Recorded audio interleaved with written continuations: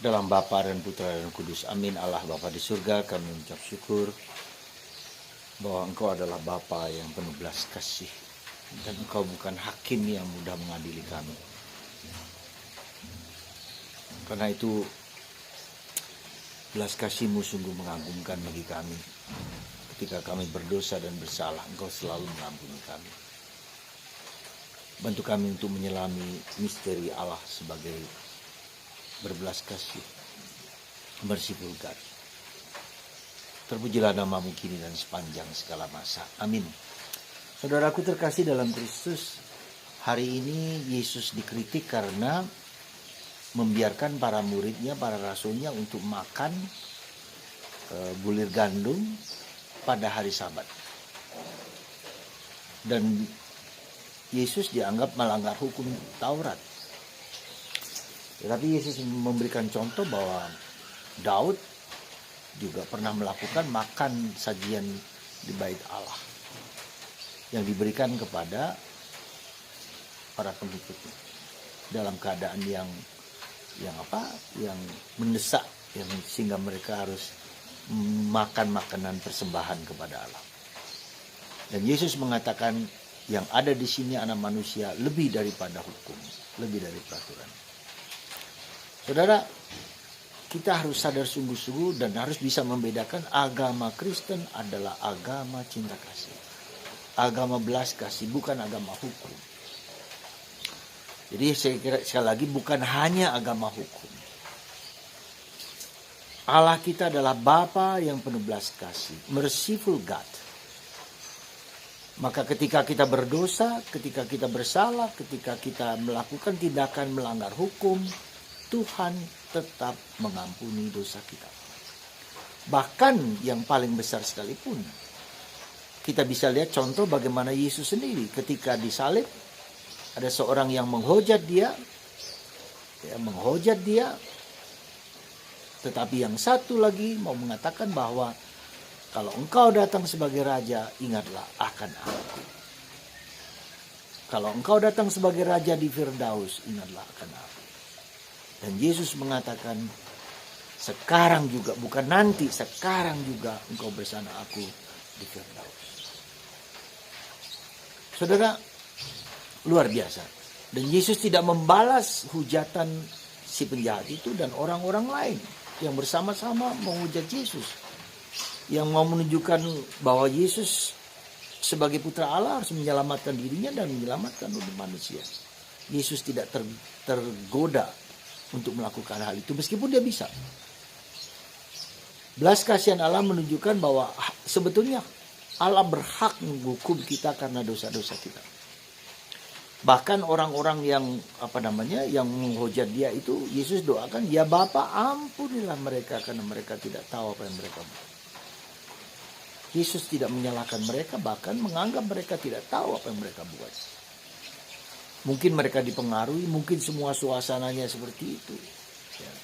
Nah, saudaraku terkasih dalam Kristus, orang Yahudi kurang lebih ada 600-an hukum yang begitu banyak. Mereka dianggap saleh kalau mereka taat kepada hukum, taat kepada peraturan.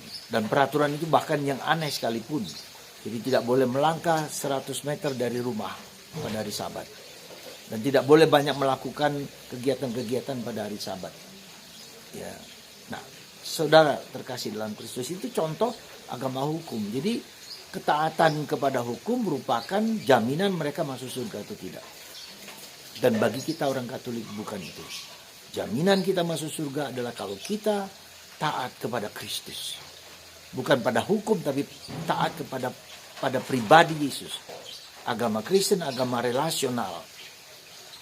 Relasi antara kita dengan Tuhan dalam Kristus. Semoga kita semua hari ini memasuki misteri Allah, misteri belas kasihnya, misteri pengampunannya, misteri cinta kasihnya yang agung, yang tidak melihat kita dari sudut hukum pertama-tama. Kita bisa melihat dalam diri orang-orang wanita berzina itu, ya kita lihat, dan Yesus mengatakan ketika mereka pergi semua, apakah mereka menghukum engkau? Tidak, dan aku pun tidak menghukum engkau. Saudara, Mari kita memasuki misteri Allah sebagai belas kasihan. Mari juga kita melihat hidup kita dalam kerangka berbelas kasihan, compassionate person, menjadi pribadi yang penuh belas kasih, pribadi yang empati, pribadi yang mengagumi, menerima orang lain ya, apa adanya. Dan itu berarti kita apa? Berarti kita belajar untuk melihat hidup kita, mindset kita harus kita ubah. Bukan lagi melihat dari sudut hukum, tetapi melihat dari belas kasihan Allah. Dan kita bisa melihat juga hidup itu tidak hanya dari sudut hukum, peraturan, dan kesalahan dan dosa, tapi melihat dari sudut kebaikan, cinta kasih Allah. Dan ini yang harus, mindset ini yang harus kita pegang. Jadi mindset kita adalah berbelas kasihan, ya, seperti Bapa berbelas kasihan. Maka ketika Yesus memberikan perumpamaan tentang orang yang berutang, yang banyak sekali utangnya, dan raja membebaskan dia dari hutang itu. Tapi ketika dia tidak mampu berbelas kasihan kepada orang yang hutangnya sedikit sekali itu pun, maka Tuhan marah dan mengembalikan hukuman itu dan masukkan ke penjara yang paling mengerikan. Jadi kita melihat di sini kita diajak untuk masuk dalam belas kasihan Allah, dalam misteri belas kasihan Allah. Ya. Dan ketika kita mengalami, melihat, merasakan Allah yang berbelas kasih, Allah yang penuh pengampunan dengan segala dosa, bahkan tidak memperhitungkan dosa-dosa kita, melupakan dosa-dosa kita. Tuhan seperti itu yang kita miliki sebagai orang Katolik. Semoga Anda, saya, dan kita semua memasuki misteri kerahiman Allah ini, sehingga kita dapat juga berbelas kasihan kepada orang lain. Kenapa kita seringkali menghukum, mengadili, ya, judging mentalitas menghakimi, mentalitas mengadili orang lain? Itu karena kita melihat diri kita yang suka mengadili diri sendiri, kita yang suka mengadili orang lain, kita yang suka melihat selumbar kecil ya di mata orang lain, tetapi balok di depan mata kita sendiri tidak kita lihat. Semoga Anda dan saya hari ini berbelas kasihan kepada siapapun, dan ketika kita melihat orang lain ya, yang penuh dosa, penuh kelemahan, kita mendoakan mereka supaya mereka bertobat dan kembali kepada Tuhan.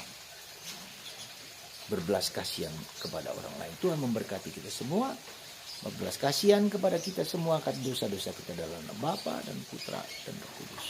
Amin.